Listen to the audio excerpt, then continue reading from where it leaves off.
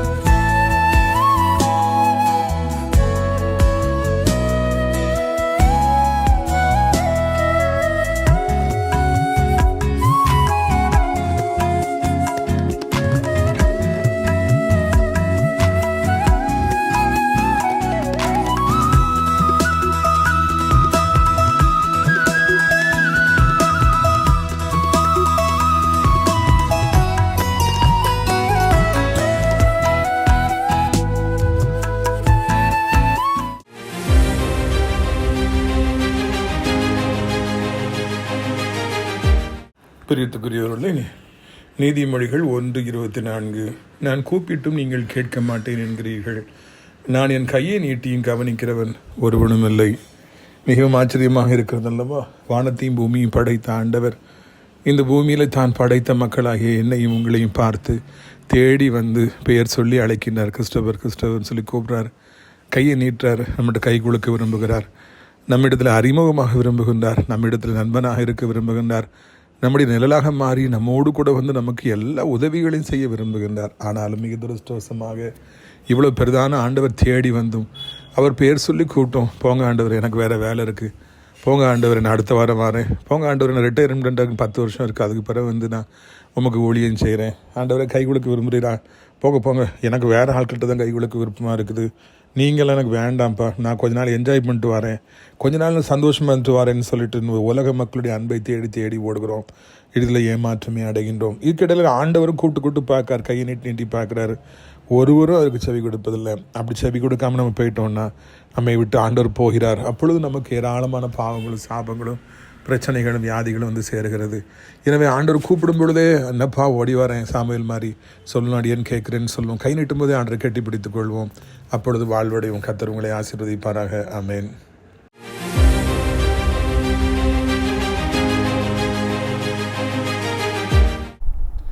சிறியவனை பொழுதிலிருந்தும் எளியவனை குப்பையிலிருந்தும் எடுத்து உயர்த்தி ராஜாக்களோடும் பிரபுக்களோடும் மத்தியிருக்க செய்கிற அருமை ஆண்டவர் இயேசு கிறிஸ்துவின் இனிதான நாமத்தினாலே இந்த சத்தத்தை கேட்கின்ற அனைத்து தேவனுடைய பிள்ளைகளுக்கும் என்னுடைய அன்பான வாழ்த்துகள். நீங்கள் கோடா கோடியாய் பெருகுவீர்களாக, உங்களுடைய பிள்ளைகள் கோடா கோடியாய் பெருகுவார்களாக என்று வாழ்த்துகிறேன். விருத்துக்குரியவர்களே, கர்த்தர் நம்மோடு கூட இருக்கிறார். அவர் நம்மை ஆசீர்வதித்திருக்கிறார். அவருக்கு மகிமை உண்டாகட்டும். நாளை தினத்தில் கர்த்தர் சித்தமானால் ஆசிரியர் தேவனுடைய மாளிகையில் வைத்து மிகவும் எதிர்பார்க்கப்பட்ட அந்த விடுதலையின் கூட்டம் நடைபெறும். எத்தனையோ ஆயிரக்கணக்கான ஜனங்கள் இதுவரைக்கும் அந்த கூட்டங்களில் வந்து பங்கேற்று ஆசீர்வதிக்கப்பட்டிருக்கிறார்கள், விடுவிக்கப்பட்டிருக்கிறார்கள், புது வாழ்வு அடைந்திருக்கிறார்கள். நீங்களும் எங்கிருந்தாலும் ஓடி வரும்படியாக அன்போடு அழைக்கின்றோம். இந்த கூட்டத்துடைய சிறப்பம்சமே கூட்டம் முடிந்தவுடனே தனித்தனியாக எல்லாருக்காக ஜெபிக்கப்படும்.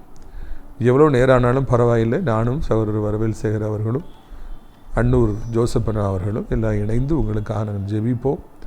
ஆண்டவர் இயேசு கிறிஸ்து விடுதலை தருவார், கட்டுகளை உடைப்பார், நோய்களையும் பேய்களையும் துரத்துவார், புது வாழ்வு தருவார். அது மாத்திரமல்ல, அனைவருக்கும் சிறப்பான விருந்தும் கூட நாம் பரிமாறுகிறோம். பிரித்துக்குரிய ஊழியத்தின் சார்பாக நடத்தப்பட்டு வருகிற அடைக்கலான் குருவி எனப்பட்ட இந்த ஆவிக்குரிய முதியோர் இல்லத்திற்காக ஜெபியுங்கள். ஏராளமான இடங்கள் இருக்கிறது. தினந்தோறும் நல்ல நல்ல ஊழியக்காரர்களும் குருமார்களும் வந்து அங்கே இருப்பவர்களை ஜெபத்தில் நடத்துகின்றார்கள். அங்கே இருப்பவர்கள் ஆறுதல் அடைகிறார்கள். நல்ல உணவுகள் பரிமாறப்படுகிறது. எனவே நீங்களும் கூட இந்த அடைக்கலான் குருவி ஆவிக்குரிய முதியோர் இல்லத்தை நீங்கள் நினைவில் கொள்ளுங்கள் என்று அன்போடு அழைக்கிறோம். ஒவ்வொரு வாரமும் ஒவ்வொரு நல்ல உள்ளம் படைத்தவர்கள் இங்கே இருப்பவர்களுக்கு விருந்தளிக்கின்றார்கள். 2 வாரங்களுக்கு முன்பதாக ஈரோட்டை சார்ந்த சர்மிளா ராணி அக்கா அவர்கள் அவருடைய தாயாருடைய நினைவு நாள் நிமித்தமாக விருந்தளித்தார்கள்.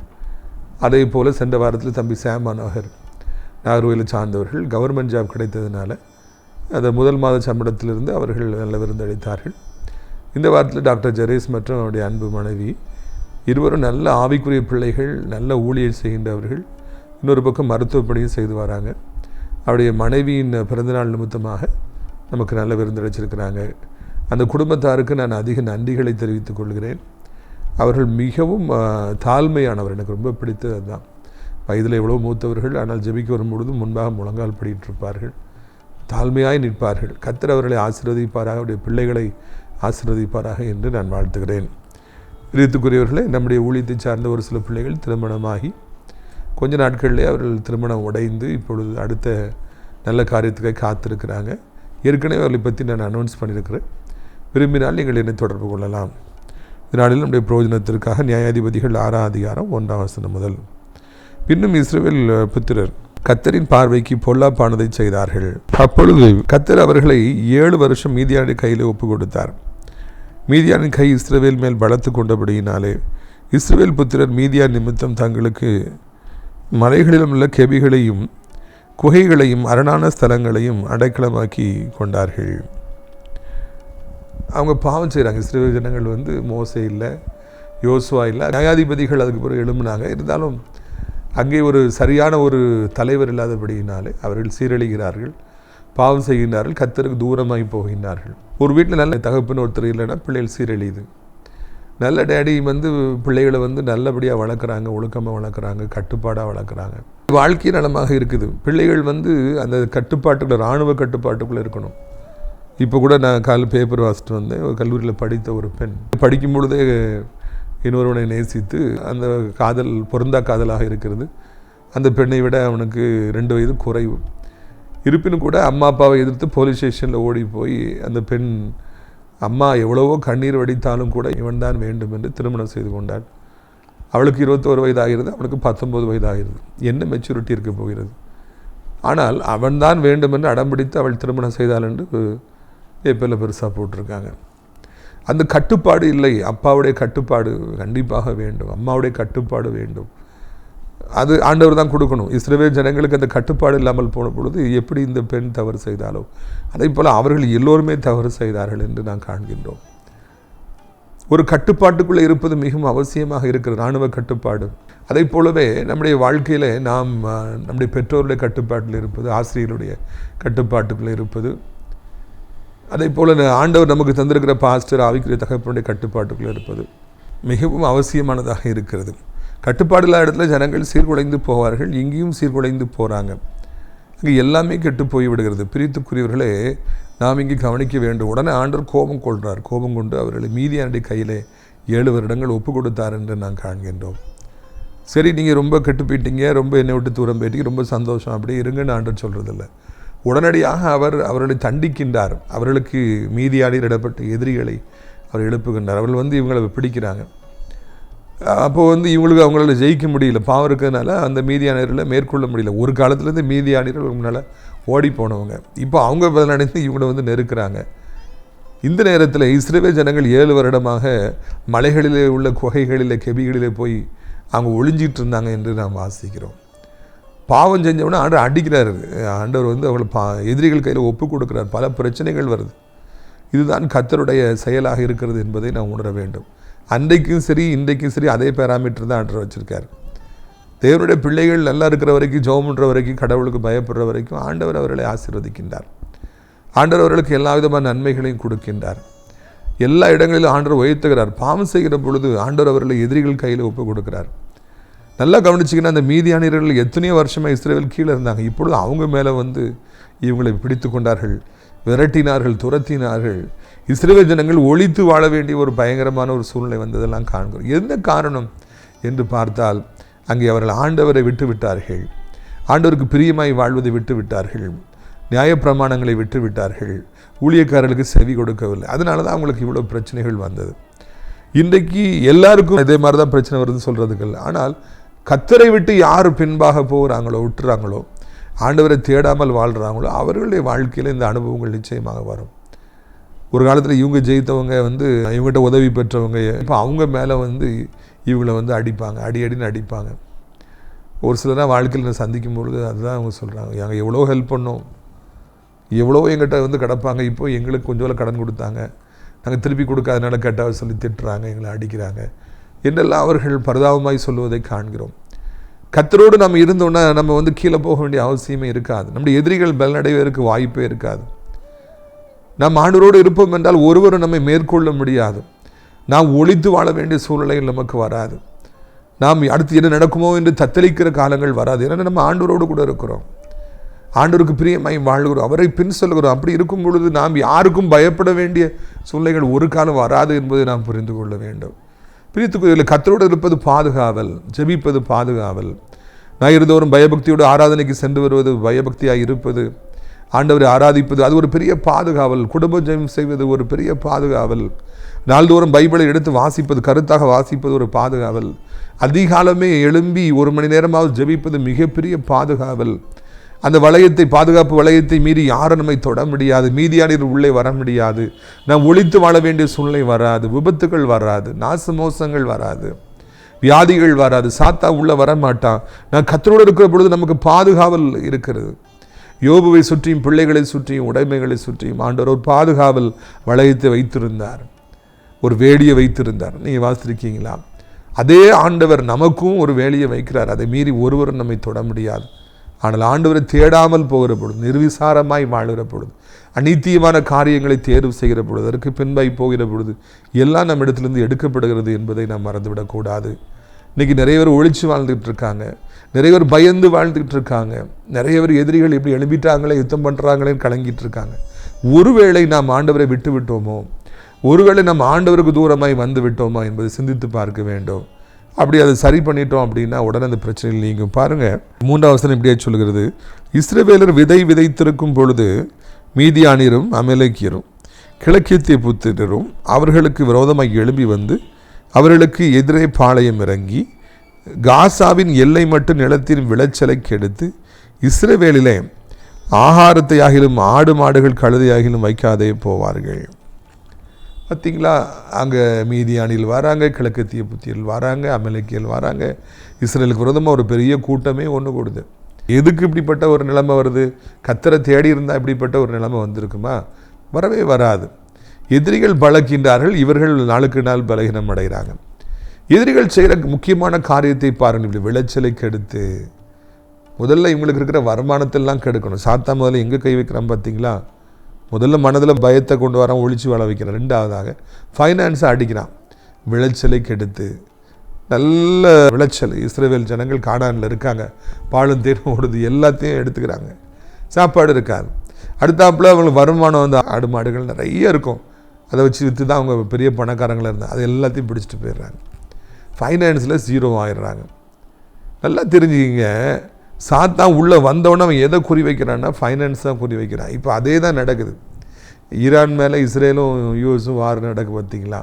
அவங்க உடனே என்ன செய்கிறாங்க, அந்த ஈரான்காரங்க எங்கெல்லாம் ஆயில் இருக்கோ கேஸ் இருக்கோ அங்கெல்லாம் குண்டை போடுறாங்க. அப்போது அது எல்லாம் ஸ்தம்பிக்குது, அப்படி நின்று போகுது, அப்படி அந்த பொருளாதாரம் சோக்காகுது. ஃபைனான்ஸு வேர்ல்டு எக்கனாமியே சோக்காகுது. ஆயில் ப்ரைஸஸ், கேஸ் ப்ரைஸஸ்லாம் எக்கச்சக்கமாக போகுது. அந்த இடத்த அடித்தாதான் வலிக்கும். அந்த ஆயிலை அடித்தாதான் உலகத்துக்கே இது மாதிரி ஒரு நெருக்கடி ஏற்படும். அப்போ தான் நம்மளை விட்டுருவாங்க, நம்மக்கிட்ட வருவாங்க, நெகோசியேட் பண்ண வருவாங்கன்னு சொல்லி அவங்க அப்படி செய்கிறாங்க. ஒருவேளை யுத்த காலத்தில் அவங்க அப்படி செய்கிறது அவங்களுக்கு நியாயமாக இருக்கலாம். நான் அதை குறித்து சொல்ல வரவில்லை. எப்பொழுதுமே எதிரியானவன் நம்முடைய ஃபைனான்ஸ் தான் அவன் குறி வைக்கிறாங்கிறத வந்து நீங்கள் மறந்துவிடக்கூடாது. எங்கெல்லாம் உங்களுக்கு வருமானம் வருது, யாரெல்லாம் உங்களுக்கு கொடுக்காங்க, என்ன பிஸ்னஸ்லாம் உங்களுக்கு இருக்குது, எந்த விதத்தில் வருமானம் வந்துகிட்டு இருக்குது, அதை எப்படி உடைக்கணும், எப்படி வீண் செலவுகளை கொண்டு வரணும், பொல்லாத மனிதர்களை அனுப்பி கொண்டிருக்கிற பணத்தெல்லாம் பிடுங்கணும். அதுதான் அவன் சாத்தானுடைய பெரிய தந்திரமாக இருக்கிறது என்பதை நீங்கள் மறந்து போகவே கூடாது. ஃபைனான்ஸ் அடி. தேவனுடைய பிள்ளைகளுக்கு வருமானம் இருக்கக்கூடாது, தேவனுடைய பிள்ளைகளுக்கு சொத்துக்களே இருக்கக்கூடாது, தேவனுடைய பிள்ளைகள் போராட்டங்களில் வெற்றி பெறக்கூடாது, அவங்க கையில் பணம் புழங்கக்கூடாது, தாராளமாய் பணம் இருக்கக்கூடாது, தேவனுடைய பிள்ளைகள் ஊழியங்களை கொடுத்து விடக்கூடாது, கர்த்தருடைய பிள்ளைகள் வீடுகளை கட்டிவிடக்கூடாது, நிலங்களை வாங்கி போற்றக்கூடாது, ஆண்டவருடைய பிள்ளைகளுக்கு ஏதாவது கொஞ்சம் ஒரு பலகீனம் வந்தால் கூட வைத்து அடித்து அவங்கள்ட்ட இருக்கிற பணத்தெல்லாம் பிடுங்கிரு என்று சாத்தான் மீதியானியர்களை அனுப்புகிறான், அமலேக்கியர்களை அனுப்புகிறான், அவன் கிழக்கித்திய புத்திரர்களை அனுப்புகிறான் என்று பார்க்கின்றோம். அநேகர் இன்றைக்கு மீதியானியர்களாக இருக்கிறாங்க என்பதை நாம் பார்க்கிறோம். அவர்கள் ஆண்டுடைய பிள்ளைகிட்டிருந்து எல்லாத்தையும் பிடித்து கொண்டு போகிறாங்க. இதை நாம் வாசிக்கிற பொழுது பைபிளில் உள்ள சம்பவங்கள் எல்லாம் எவ்வளோ உண்மையானவைகள் என்பதை நாம் பார்க்குறோம். அன்னைக்கு பைபிளில் எப்படி இந்த 3 பேர் இருந்தாங்களோ அதே மாதிரி இன்றைக்கி நிறைய பேர் இருக்காங்க. எனக்கு நிறைய பேர் தெரியும். அவர்களுக்கு வேலைக்கு போகணும், சம்பாதிக்கணும், உழைக்கணும், சம்பாதிக்கணும், ஜெபிக்கணும், கத்துட்டிருந்து எல்லாத்தையும் பெற்றுக்கொள்ளணும், அவர் ஏதாவது பாதை திறப்பாரான்னு காத்திருக்கணும், வானத்தையே பார்த்துட்டு இருக்கணுங்கிற கான்செப்டே கிடையாது. அவங்க கிறிஸ்தவர்கள் தான். ஆனால் அவருடைய ஒரே ஒரு வேலை அவர்கள் மீதியானர்களைப் போல பிறற்றிருந்து பிடுங்கணும், ஏமாற்றணும், நாடகம் ஆடணும், ஹெல்ப் பண்ணுற மாதிரி போகணும், போய் கூடவே இருந்து எல்லாத்தையும் எடுத்து களவாடி கொண்டு போகணும், ஏமாற்றி பணத்தை பிடுங்கணும். இதுதான் நமக்கு வருமானம்னு சொல்லி அவங்க வாழ்கிறாங்க. என்ன ஒரு கொடுமை பார்த்தீர்களா? அவங்களுக்கு உழைக்கணுங்கிற எண்ணமே கிடையாது, அவங்களுக்கு ஜெபிக்கணுங்கிற எண்ணமே கிடையாது, ஆண்டவர்கிட்ட பெற்றுக்கொள்ளாமான்னு சொல்லி இடம் கிடையாது, கால் கெடுக்க நின்று உழைக்க அவங்களுக்கு விருப்பம் கிடையாது. மாறாக பிறரை ஏமாற்றி அவன் பணக்காரன், அவன்கிட்ட ஃப்ரெண்டாகு, அவன்கிட்ட ஹெல்ப் பண்ணுற மாதிரி நல்ல பேர் வாங்கு, அப்படியே அவனை பற்றி பலகீனங்கள்லாம் தெரிஞ்சு ஏதாவது ஒரு விதத்தில் அவன்கிட்ட இருந்த எல்லா காசையும் அடி என்று அவர்கள் வாழ்கிறார்கள். ஏமாற்றுவதை, பிறரிட்டு பிடுங்குவதையே தன் வாழ்க்கை, மிரட்டி பணம் பறிப்பதே வாழ்க்கை, கட்ட பஞ்சாயத்து செய்து பணம் பறிப்பதே வாழ்க்கை என்று வாழ்கிற எத்தனையோ மீதியானியர்களும் கிழக்கித்திய புத்திரர்கள் அமலேக்கியர்கள் இன்னைக்கு இருக்காங்க. அதை தான் நான் உங்களுக்கு சொல்ல விரும்புகிறேன். அன்னைக்கு தான் இருந்தாங்களா? இன்னைக்கு இருக்காங்க. ஏன் உழைக்க போடானே, நேர்மையான முறையில் சம்பாதிச்சானே, ஏன் அந்த பணமே நிற்க மாட்டேங்குது. இப்படி கண்ட பஞ்சாயத்து பண்ணி ஒருத்தர் அள வச்சு அவங்கள ஏமாற்றி மிரட்டி பணத்தை பறிச்சோன்னா அவங்க விடுற கண்ணீர் நம்மளை சும்மா விடுமா? அந்த பணம் ஆசீர்வாதமான பணமாக இருக்குமா? அந்த பணம் நிலைச்சு நிற்குமா? நிற்கவே நிற்காது. பிரியத்துக்குரியவர்களே, மீதியானியர்கள் இரக்கமில்லாதவர்கள், மேய்ச்சலை கெடுத்து ஆடு மாடுகளை பிடித்து கொண்டு ஓட்டிக்கொண்டு போயிடுவாங்க. இன்னொருவருடைய சொத்து நம்ம இதை எடுக்கலாமா? இஸ்ரவேல் கஷ்டப்பட்டு உழைச்ச பணம் அதை எடுக்கலாமா? அப்படிலாம் அவங்க சிந்திக்க மாட்டாங்க. நீ ஆடு மாடுகள் பிடிச்சிட்டு போனா ஓகே, அங்க இருக்கிற விளைச்சலை ஏன் கெடுக்கின்றாய்? அவர்களுக்கு இருக்கிற சாப்பாட்டை ஏன் கெடுக்கிறாய்? வட்டி வயிற்றுல ஏன் அடிக்கிறாய்? எங்கே வருமானம் வருதோ அதை அடி, அவனை பட்டினியில் வாட விடு, பசியிலே வாட விடு, தேவனுடைய பிள்ளைகளை கெடுத்து விடு என்று சொல்லி சாத்தான் இந்த மீதியானியர்களையும் அமலேக்கியர்களையும் கிழக்கித்திய புத்திரர்களையும் அவன் அனுப்புகின்றான். தேவனுடைய பிள்ளைகள் தலை தூக்க கூடவே கூடாது, தேவனுடைய பிள்ளைகள் நிமிர்ந்து நிற்கவே கூடாது, தேவனுடைய பிள்ளைகள் வெற்றி பெற்று விடக்கூடாது, தேவனுடைய பிள்ளைகள் கௌரவமான ஒரு வாழ்க்கை வாழ்ந்து விடவே கூடாது என்று சாத்தான் இது போன்ற மனிதர்களை அனுப்பி எல்லாற்றையும் பிடுங்கிக் கொள்கிறான் என்று பார்க்கிறோம். ஐயா, நம்ம கஷ்டப்பட்டு ஒரு 1 லட்ச ரூபா சம்பாதிச்சிருக்கிறோம், ஒரு 10 லட்ச ரூபா சம்பாதிச்சிருக்கிறோம், அதை யாராவது பிடுங்கிட்டாங்கன்னு வச்சுக்கிங்களேன், அது எவ்வளோ வருத்தமாக இருக்கும். அது எவ்வளவு கண்ணீர் விட வைக்கும். அந்த சாபம் சும்மா விடுமா? பிரியத்துக்குரியவர்களே, யோசித்து பாருங்க. விடவே விடாது. அப்படி பணம் சம்பாதிக்கணுங்கிற அவசியமே கிடையாது.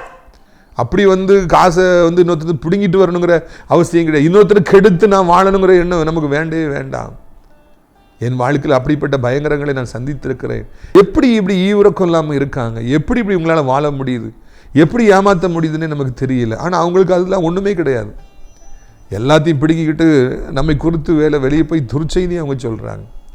துர்ச்செய்தியை சொல்லி, இல்லாததை இருப்பதாய் சொல்லி, இருப்பதை இல்லாததாய் சொல்லி, அவங்க வாழ்க்கையே இப்படி தான் போகுது. ஒருத்தர் ஏமாத்தியாச்சு, நீ அடுத்தவனை அப்படி அவனை ஏமாத்து, பிறகு அடுத்தவனை ஏமாத்து, அப்படி தான் அவங்க வாழ்க்கை போய் தவிர்த்து உழைத்து சாப்பிட வேண்டுங்கிற எண்ணமே அவர்களுக்கு இல்லை. பிரியத்துக்குரியவர்கள், இஸ்ரவேல் ஜனங்கள் ஒழிச்சு வாழ்கிறாங்க. அவங்ககிட்ட இருக்கிற ஆடு மாடுகளை பிடிச்சிட்டு போயிடுறாங்க. அப்போ என்னதான் இருக்கும்? அவங்க எப்படி தான் வாழணும்? எவ்வளவு பயங்கரங்களை இஸ்ரவேல் ஜனங்கள் காலகாலமாய் சந்தித்தார்கள் என்பதையும், எத்தனை கொடூரமான மனிதர்கள் அவர்களுக்கு விரோதமாய் எழும்பினார்கள் என்பதையும் மூலமாய் நாம் வாசிக்கிறோம். பாருங்கள் 5வது வசனம். அவர்கள் தங்கள் மிருக ஜீவங்களோடும் தங்கள் கூடாரங்களும் வெட்டுக்கிளிகளைப் போல திரளாய் வருவார்கள். அவர்களும் அவர்களுடைய ஒட்டகங்களும் எண்ணி முடியாததாக இருக்கும். இந்த பிரகாரம் தேசத்தை கெடுத்து விட அதிலே வருவார்கள். பார்த்தீங்களா, வெட்டுக்கிளி மாதிரி வருவாங்க. அவனுடைய ஒரே நோக்கம் நாட்டை கெடுத்துரு, இஸ்ரவேல் ஜனங்களை கெடுத்துரு, கர்த்தருடைய பிள்ளைகளை அழித்துரு. இதுதான் அவங்களுடைய ஒரே ஒரு நோக்கம். அவங்க எக்கனாமி முழுசாக அப்படியே அனிகுலேட் பண்ணிடு. கூட்டமாக வருவாங்களாம். ஒரு கர்த்தர் அனுமதி கொடுத்துட்டாருன்னா அப்படிதான் கூட்டமாக பிசாசுகள் வரும், பிரச்சனைகள் வரும். கூட்டமாக நம்முடைய வாழ்க்கையில் நமக்கு வியாதிகள் வரும். வெட்டுக்கிளிகளை போல திரளாய் வருவார்களாம். என்ன ஒரு கொடுமை பார்த்தீங்களா? கர்த்தருடைய பாதுகாவல் இல்லைன்னா அப்படி தான் நடக்கும். ஆண்டவர் நம்மளை விட்டு விலகிட்டாருன்னா இப்படி தான் கூட்டமாய் பிரச்சனைகள் நமக்கு வரும். எத்தனையோ வியாதிகள் கூட்டமாக என் சரத்தில் இருக்குது, என் பிள்ளைகளுக்கு இருக்குது, என் தாய் தகப்பனுக்கு இருக்குன்னு கலங்குறீங்களா? பைபிளை வாசித்து பாருங்கள், அதுக்கான பதில் கிடைக்கிறது. காரணம் என்ன? அவர்களை கெடுத்துணுங்கிறதுக்காக வராங்க. காரணம் என்ன? ஆண்டவருடைய பாதுகாவல் அவருக்கு இல்லாமல் போயிடுச்சு. காரணம் என்ன? இவர்கள் பாவம் செய்தார்கள். காரணம் என்ன? இவர்கள் ஆண்டவருக்கு தூரமாக போனார்கள். கர்த்தரை மறந்தார்கள். ஆண்டவர் இவர்களை மறந்தார். ஆண்டவர் மறந்த உடனே இது மாதிரி பொல்லாத மனிதர்களாம் கூட்டமாய் வெட்டுக்கிளிகளைப் போல வந்தார்களாம். ஒரு காலம் ஆண்டரை விட்டு நம்ம போயிட வேண்டாம். மனம் திரும்புகிறாங்க இஸ்ரவேல் ஜனங்கள். தங்கள் தவறுகளை உணர்ந்து மனம் திரும்புகிறாங்க. இது ரொம்ப எனக்கு பிடிச்சிருக்கு. தப்பு செஞ்சது உண்மைதான், அதுக்கு பிறகு அவங்க மனம் திரும்புகிறாங்க, ஆண்டவரே என்று சொல்லி அவர்கிட்ட வராங்க. இது இந்த அடியே தாங்க முடியலன்னு அவங்களுக்கு தெரிஞ்சிருது. ஆண்டவர் விட்டு போனதுனால தான் இவ்வளோ பிரச்சனைன்னு சொல்லி ஆண்டவர்கிட்ட வராங்க. பிரியத்துக்குரியவர்கள், நம்முடைய வாழ்க்கையிலும் கூட நாம் ஆண்டவருக்கு பக்கமாக நாம் திரும்புகிற பொழுது அவர் நம்மை ஏற்றுக்கொள்கிறார். எவ்வளோ பாவங்களை நாம் செய்திருந்தால் என்ன, எவ்வளோ தூரமாகி போயிருந்தால் என்ன, தவற உணர்ந்துட்டா போதும். நான் தப்பு செஞ்சதுனால தான் எனக்கு பிரச்சனை, நான் ஆண்டரை தேடாதனால தான் எனக்கு பிரச்சனை, ஆண்டரை மறந்ததுனால தான் அவர் என்னை மறந்துட்டார். அதை உணர்ந்துட்டோம் அப்படின்னாலே ஆண்டவர் நம்முடைய வாழ்க்கையில் வந்துடுவார். எனவே நம்முடைய தவறுகளை நாம் உணர்வோம், நம்முடைய பாவங்களை நாம் உணர்வோம், நாம் எப்படியாவது ஆண்டவரை பற்றி கொள்வோம். அப்பொழுது கர்த்தர் நமக்கு நிச்சயமாக உதவி செய்வார் என்பது சந்தேகமே இல்லை.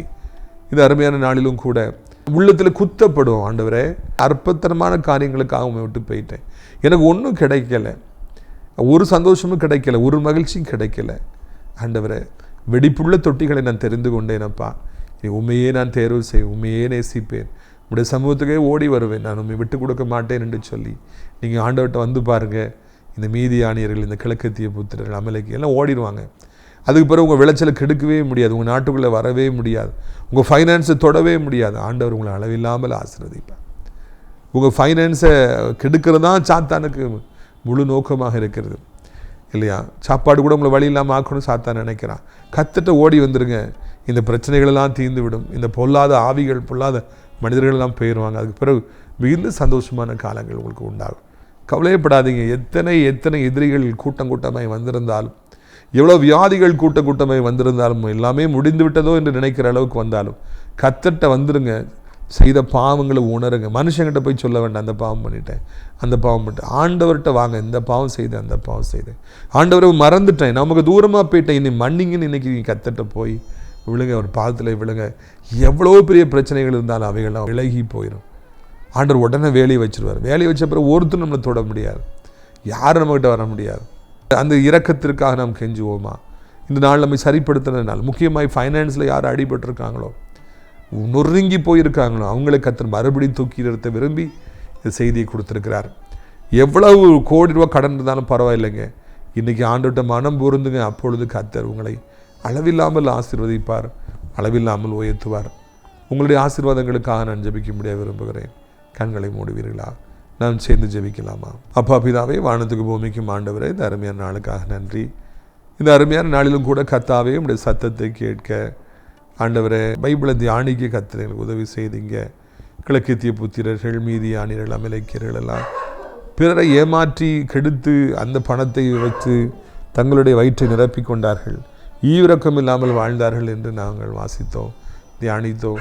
தேவனுடைய பிள்ளைகளுடைய ஃபைனான்ஸை கெடுக்கணுங்கிறதுக்காக சாத்தா இப்படிப்பட்ட காரியங்களை செய்கிறாயா. கர்த்தருடைய பிள்ளைகள் செழிப்பாகவே இருந்துடக்கூடாது, பெயர் புகழோடு இருந்துடக்கூடாது, அவர்களுக்கு ஏராளமான பணம் இருந்துடவே கூடாது, எப்படியாவது கெடுக்கணும்னு சொல்லி சாத்தா மாறாயா. மகத்துவம் இருந்த தெய்வமே, ஆண்டவர் தேவனுடைய பிள்ளைகளுடைய ஃபைனான்ஸை சுற்றி வேலி வைப்பீராக. வீடுகளை சுற்றி, வேலைக்காரர்களை சுற்றி, வருமானங்களை சுற்றி, அந்த வருமானம் வருகிற வாசலை சுற்றி, யார் கிளையன்ஸாக இருக்காங்களோ அவங்கள சுற்றி, யார் பணம் கொடுக்குறாங்களோ அவங்கள சுற்றி வேலி வைப்பீராக. இயேசு கிறிஸ்துவின் திருநாமத்தினாலே ராஜா எல்லா பொல்லாத ஆவிகளும் புறப்பட்டு போகட்டும். உடைய பிள்ளைகளுக்கு வாழ்க்கையில் இருக்கிற எல்லா நெருக்கடிகளும் விலகி போகட்டும். ஓ ராபா கபானா சந்தராதியா கபானா. ஆண்டவருடைய நாமத்தில் அநேகருடைய வீடுகள் இடிக்கப்பட்டு கிடக்கிறது, அநேக கடைகளை, அநேக ஃபேக்ட்ரிஸை கர்த்தர் காமிக்கிறார். பாலடைந்து கிடக்கிறது, நூலாம்படையாய் கிடக்கிறது, சிலந்திகளாய் கிடக்கிறது, மிருகங்கள் ஓடி வருகிறது, அப்படியே அது இடிஞ்சு கிடக்குது. ஒரு காலத்தில் செழிப்பாக இருந்த அரண்மனைகளைப் போல இருந்தவைகள், ஏதேன் தோட்டத்தை போல இருந்த பிஸ்னஸ் கடைகள் எல்லாம் அப்படி இடிஞ்சு கிடக்குது. ஐயோ என்று நிறைய அழுதுட்டுருக்காங்க, பார்த்து அழுதுட்டுருக்குறாங்க. ஆண்டவர் மனம் இறங்குகிறார். மீதியானியர்களையும் கிழக்கத்திய புத்திரர்களையும் அமலேக்கியர்களையும் கடிந்து கொள்ளுகிறார். எல்லாற்றுக்கும் மேலாக நான் இவைகளை எடுத்து கட்டுவேன். விழுந்து கிடக்கிற, இடிக்கப்பட்டு கிடக்கிற இந்த கடைகளை, இந்த ஃபேக்ட்ரிஸை, இந்த பிஸ்னஸ், இந்த வீடுகளை நான் மறுபடியும் எடுத்து கட்டுவேன் என்று சொல்லி கர்த்தர் சொல்லுகிறார். ஆண்டவரே, இப்படியாக நம்முடைய பிள்ளைகள் விழுந்து கிடப்பது, தாழ்ந்து கிடப்பது உமக்கு சித்தம் அல்ல. அவர்களை மறுபடியும் தூக்கி நிறுத்துவதே நம்முடைய சித்தமாக இருக்குதுப்பா. ஆண்டவரே, முதல் காய்ச்சல எல்லாம் பாலடைஞ்சு அருவருப்பாக கிடக்குது, கோட்டான்களாக கூடியிருக்குது. கர்த்தாவே, அடுத்தாப்பில் காட்சியில் அவைகள் எல்லாம் மறுபடி கம்பீரமாக பழைய மகிமையை விட புதிய மகிமை அவர்கள் பெற்றுக்கொண்டு, ஆண்டவரை பழைய மகிமையை உண்டு, புதிய மகிமை அதை விட அதிகமாக இருக்குது. ஆண்டவர் அதே போல் இந்த பிஸ்னஸ், அதே போல் கடைகள், அதே போல் வேலைக்காரர்கள், அதே போல் பொருட்கள், அதே போல் உள்ள வருமானம் வருது ராஜா. இயேசுவின் நாமத்தினாலே பிள்ளைகளுக்கு பழைய மகிமையை கொண்டு வருகிறீர், புதிய மகிமையை கொடுக்கிறீர், அவர்களுக்கு வருமானத்துக்கான வழிகளை ஏற்படுத்தி கொடுக்கிறீர்.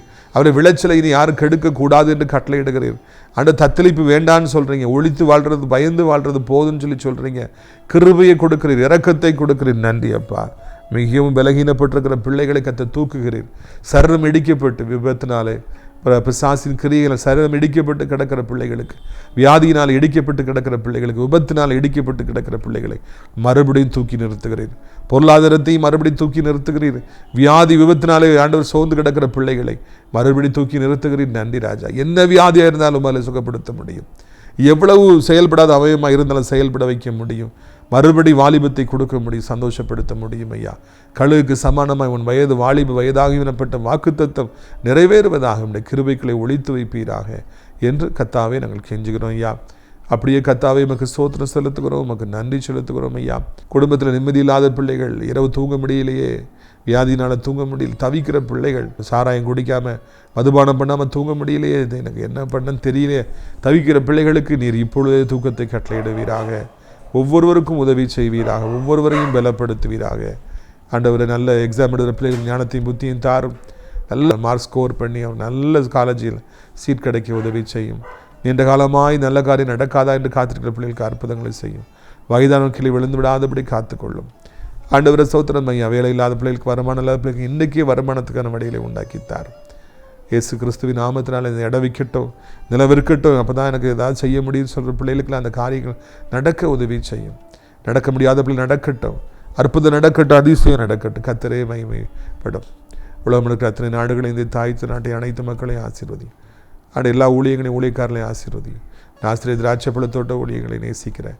நாள்தோறும் நம் நிகழ்ச்சிகளை பார்க்கிற, அறிமுகப்படுத்துகிற அனைத்து நல்ல உள்ளங்களையும் கர்த்தர் ஆசீர்வதிப்பீராக.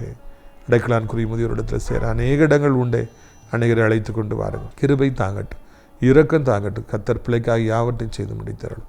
வானத்தையும் பூமியும் படைத்த கர்த்தர் திருநாமத்தினாலே ஆண்டு வருங்காலங்கள் இன்பமாயிருக்கட்டும் என்று சொல்லி கெஞ்சுகிறோம். ஆசீர்வதியும் என்று கெஞ்சுகிறோம். கர்த்தாவே மகிமைப்படும். இந்த செய்தியை கேட்ட பிள்ளைகள் ஒவ்வொருவரையும் ஆசீர்வதி. இயேசுவின் மூலம் ஜெபிக்கிறோம் பிதாவே, ஆமென். என் ஆத்துமாவை கர்த்தரை சோத்திரி, என் முழு உள்ளமையோட பரிசுத்த நாமத்தை சோத்திரி. என் ஆத்துமாவை கர்த்தரை சோத்திரி, அவர் செய்த சகல உபகாரங்களையும் ஒருபொழுதும் மறவாதே. ஆமென். கர்த்தராகிய இயேசு கிறிஸ்துவின் கிருபையும் பிதாவாகிய தேவனுடைய அன்பு பரிசுத்தாடி அந்யோன்யைக்கமில்லாத பிரசன்னம் உங்கள் அனைவரோடு இன்றைக்கு சதா காலங்களில் நிலைத்திருப்பதா. அல்லேலூயா, அல்லேலூயா. God bless you.